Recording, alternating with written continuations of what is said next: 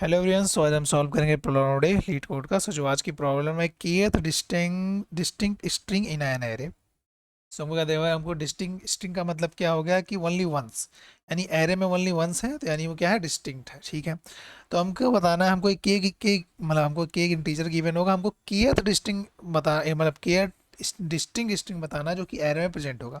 तो एरे में हमारे बहुत सारी स्ट्रिंग प्रेजेंट होगी, तो हमको kth डिस्टिंक्ट बताना है, यानी kth जो सिंगल बार आई हो। डिस्टिंक्ट मतलब क्या हुआ, जो ओनली वन बार आई हो। तो हमको kth ऐसी स्ट्रिंग ढूंढना है, kth जो कि ओनली वन बार आई हो। जैसे कि अगर हम बात करें तो हमारे पास स्ट्रिंग, जैसे कि हमारे पास ARR है, ABC। अगर k इक्वल टू 3 बोलता है तो थर्ड डिस्टिंग, यानी फर्स्ट डिस्टिंग तो ये हुआ क्योंकि इसका काउंट 1 है। सेकंड ये हुआ, थर्ड क्या हुआ, C। यानी अगर इस पार्टिकुलर एरे के सामने, इस पार्टिकुलर इनपुट के हिसाब से इसका आंसर क्या आता, C। क्योंकि हमको एरे में kth डिस्टिंग स्ट्रिंग को रिटर्न करना है। डिस्टिंग का मतलब जो पार्टिकुलर स्ट्रिंग कितनी बार आया हो, वन बार आया हो। ठीक है, तो ये भी वन बार आया, ये भी वन बार आया, ये भी वन बार आया। तो के थर्ड कौन सा है, थर्ड है C। हमको ऑर्डर सेम मेंटेन करना है। Note that string are consider order, मतलब जिस ऑर्डर में आई है, अपीयर कर रही है, इसी ऑर्डर में मेरे को आंसर रिटर्न करना है। ठीक है, क्वेश्चन समझ में आ गया। हमको लेंथ दे रखी है क्या, 10 की पावर 3। हमको पता है कि 10 की पावर 8 जो होता है हमारा 1 सेकेंड होता है। इट्स मीन्स अगर हम 10 की पावर 3 इंटू 10 की पावर 3 लॉग 10 की पावर 3 करें तो ये अप्रोक्सीमेशन जो है लेट देन इक्वल टू 10 की पावर 8 आएगा। यानी एक्सपेक्टेड कॉम्प्लेक्सिटी होनी चाहिए जो भी हम अप्रोच माइंड में लाया, जो भी हम इस अप्रोच लगाएं इस क्वेश्चन को सॉल्व करने, उसी एक्सपेक्टेड कॉम्प्लेक्सिटी कितनी होनी चाहिए, less than equal to big of N square log N.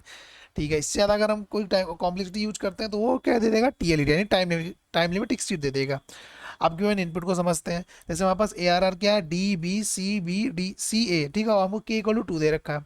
तो हमको सबसे पहले, क्योंकि हमको पता करना डिस्टिंग कौन कौन से है, तो डिस्टिंग के लिए हम क्या कर सकते हैं, हम हैश मैप बनाएंगे। क्योंकि डिस्टिंग का यहाँ पर मतलब क्या हो रहा है कि ओनली वन बार ऑकर हुआ है। तो हम क्या करेंगे, सबसे पहले उसके लिए हैश मैप बना लेंगे। यानी हर एक वैल्यू के लिए उसका की वैल्यू पेयर बना लेंगे। जैसे हमारे पास की क्या था, डी कितनी बार आया, तो 1 बार आया। अब बी कितनी बार आया, तो बी हमारा 2 बार आया। जैसे यहाँ पे बी है, यहाँ पे भी है। सी कितनी बार आया, हमारा सी भी 2 बार आया, सी हमारा 2 बार आया। ठीक है, ए कितनी बार आया, हमारा ए जो है हमारा 1 बार आया। ओके, ठीक है, हमने क्या किया, सबसे पहले उस पार्टिकुलर एरे का किया, हमने हैश मैप बना लिया। अब हम हैश मैप बनाने के बाद चेक करेंगे केथ, यानी केथ डिस्टिंक्ट इंटीजर, मतलब केथ डिस्टिंक्ट स्ट्रिंग कौन सा है।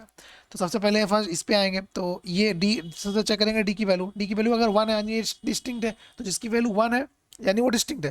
तो सबसे पहले इसकी चेक करेंगे, तो ये हमारा फर्स्ट जो है, हमारा क्या है, ये फर्स्ट, मतलब के था, अगर के इक्वल टू 1 होता तो हमारा आंसर क्या होता, डी। क्योंकि ये फर्स्ट हमारा डिस्टिंक्ट स्ट्रिंग है। लेकिन हमारा इसमें पूछा गया कि इक्वल टू 2, यानी सेकंड डिस्टिंक्ट स्ट्रिंग, तो सेकंड कौन सी है, ए। तो इसका आउटपुट क्या हो जाएगा, ए। तो ठीक है, तो हम सबसे पहले क्या करेंगे, हैश मैप बनाएंगे, फिर हम एक लूप चलाएंगे जब तक हम के इक्वल टू, यानी के डिस्टिंक्ट स्ट्रिंग पे री पहुंच नहीं जाते तब तक। तो अब इसे कोड के बाद समझ लेते हैं।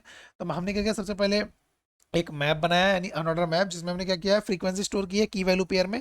तो हमने एरे को ट्रेवर्स किया, उसको की वैल्यू पेयर में हमने स्टोर कर लिया। फिर हमने एक स्ट्रिंग आंसर बनाया एम्प्टी। ओके, अब हम क्या कर रहे हैं कि आप फिर से एरे को ट्रेवर्स कर रहे हैं और चेक कर रहे हैं कि किसकी फ्रीक्वेंसी जो है 1 है, यानी एरे में कौन से एलिमेंट है जो डिस्टिंक्ट है। और अगर उसकी फ्रीक्वेंसी मतलब अगर फ्रीक्वेंसी उसकी डिस्टिंक्ट है, मतलब वो 1 है, सॉरी, अगर उसकी फ्रीक्वेंसी 1 आती है मतलब वो डिस्टिंक्ट है। तो हम क्या कर रहे हैं, के को 1 से डिक्रीज कर रहे हैं। यानी अब हम चेक करें कि केथ क्या, वो केथ केथ स्ट्रिंग है, जो जो मतलब आउट जिस जो क्वेश्चन ने मांगा है, क्या वो केथ स्ट्रिंग है। तो के को माइनस माइनस करेंगे, अगर के हमारा 0 हो गया मतलब वही जो हमारी केथ स्ट्रिंग थी, तो हम उसको आंसर में पुट, मतलब आंसर में इसको स्टोर कर लेंगे और हम ब्रेक कर जाएंगे और रिटर्न कर देंगे आंसर। ठीक है, अब इसकी कॉम्प्लेक्सिटी समझते हैं। तो इसकी टाइम कॉम्प्लेक्सिटी क्या होगी, टाइम कॉम्प्लेक्सिटी देखा जाए तो ये लूप कितनी बार चल रहा है, ये loop big of N time चल रहा है। अब इस लूप को देखा जाए, ए भी लूप जो है बिग ऑफ एन टाइम चल रहा है। ठीक है, बाकी सारी चीज़ें कांस्टेंट है, तो ठीक है। अब हम तो हमारा टाइम कॉम्प्लेक्सिटी क्या आ गया, बिग ऑफ ओ एन आ गया।